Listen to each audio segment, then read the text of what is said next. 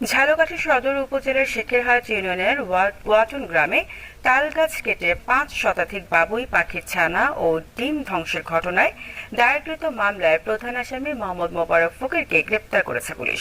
গেল সন্ধ্যায় পিরোজপুর জেলার নেছারাবাদ থানা এলাকা থেকে তাকে গ্রেপ্তার করে ঝালকাঠি জেলা গোয়েন্দা পুলিশ।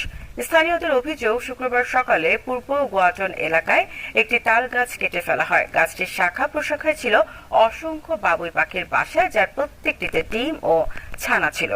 গাছ কাটার সঙ্গে সঙ্গে বাসাগুলো ভেঙে নিচে পড়ে যায় এবং পানিতে ডুবে যায়। এতে অধিকাংশ ছানা মারা যায় এবং ডিমগুলো নষ্ট হয়ে যায়। কিছু প্রাপ্তবয়স্ক পাখি উড়ে গেলেও অধিকাংশ বাসার পাখি মারা গেছে।